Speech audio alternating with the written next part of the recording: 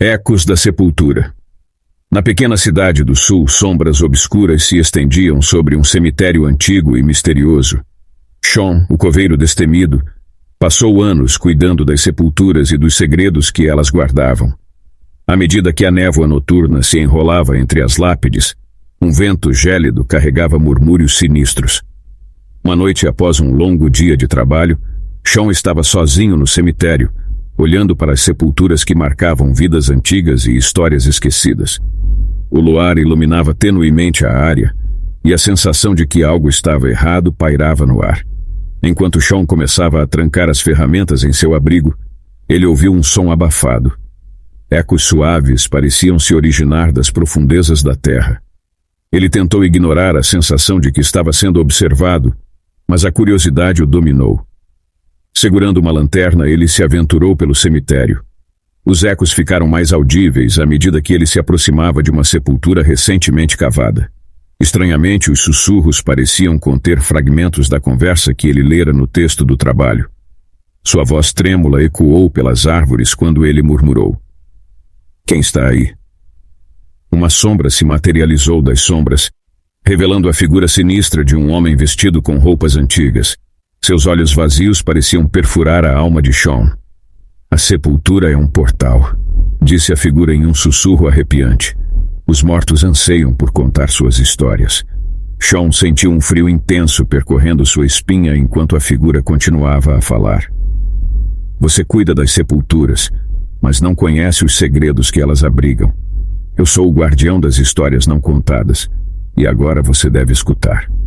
A história do homem começou a se desenrolar, narrando os momentos finais de vidas esquecidas e tragédias ocultas. As palavras eram como garras afiadas, cravando-se na mente de Sean.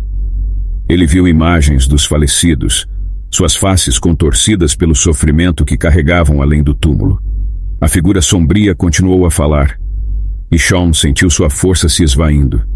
Ele estava preso na presença sinistra, incapaz de se afastar. O cemitério parecia ganhar vida ao redor dele, com as sombras dançando e as sepulturas emitindo murmúrios inquietantes.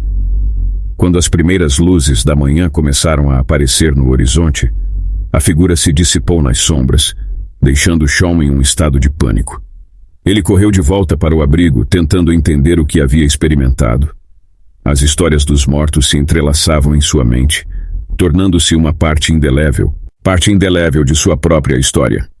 Nos dias que se seguiram, Sean continuou seu trabalho no cemitério, mas sua expressão era agora uma mistura de medo e fascinação. Ele sabia que os mortos não eram apenas silenciosas testemunhas, mas portadores de segredos sombrios que ele estava destinado a ouvir. As noites se tornaram mais inquietantes, com ecos da sepultura ressoando em seus sonhos. As histórias macabras se fundiram com sua própria realidade, tornando-o uma figura estranha para aqueles ao seu redor. Enquanto o tempo passava, Sean descobriu que, por mais que tentasse escapar, ele estava preso em um ciclo sinistro, um participante involuntário nas histórias do além-túmulo. E assim, o cemitério continuou a sussurrar suas histórias sombrias, enquanto Sean lutava para manter sua sanidade em meio a esses segredos inquietantes que ele inadvertidamente desencadeou. Os sobrinhos sombrios, uma babá aterrorizada. Imagina só, enquanto eu estava no último ano do ensino médio, eu era pago a uma taxa decente por hora para cuidar de crianças que só precisavam de um adulto por perto, enquanto seus pais estavam fora. Já sei exatamente o que você está pensando.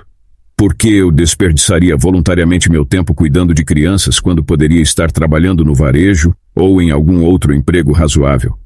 Estou perto? Bem, como você pode imaginar, a maioria das crianças que eu cuidei eram crianças normais e felizes. Mas as crianças da minha irmã, deixe-me chegar a isso. Aqui está um pouco de contexto para você entender melhor porque eu não vejo eu mesmo tendo filhos tão cedo. Se é que algum dia. Sou um homem e um excluído social, na verdade.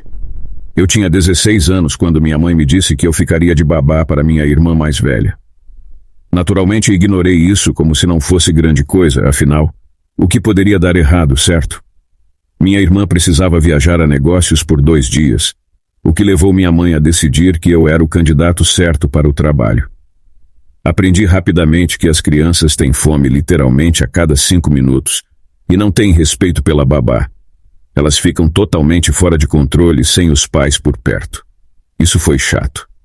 Crianças são percebidas como doces, inocentes e totalmente puras. Mas eu tenho experiência em primeira mão de como algumas crianças podem ser realmente estranhas. Estive por perto de minhas sobrinhas e sobrinhos dezenas de vezes antes, então não havia motivo para eu pensar que eles eram um pouco peculiares, exceto pelo fato de que eu entrei em Nat, abreviação de Natalie, tentando sacrificar a irmã dela para o diabo para barganhar por imortalidade, empurrando a mão de Lux para um liquidificador. Felizmente consegui afastá-la do liquidificador antes que ela pudesse ligá-lo. Eu estava cuidando deles por menos de 20 minutos quando esse incidente ocorreu. Avance para a tarde do primeiro dia. As crianças estavam brincando na sala de brinquedos, então decidi assistir televisão antes de fazer minha lição de casa.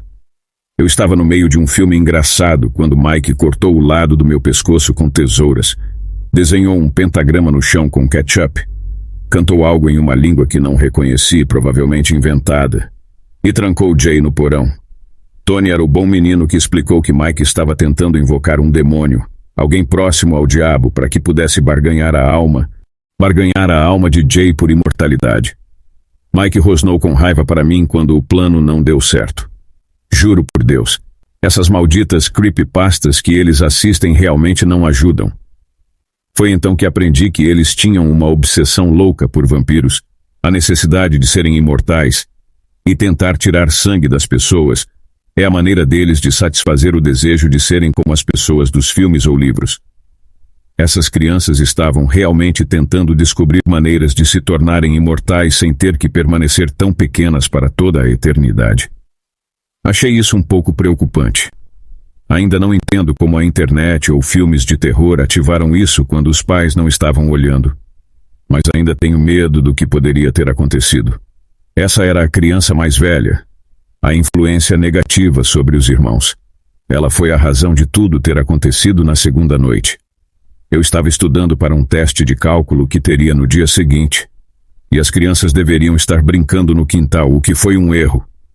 Tudo o que realmente me lembro de estudar é que eu estava exausto de correr atrás daquelas pestes na noite anterior. Então acabei adormecendo na mesa da cozinha.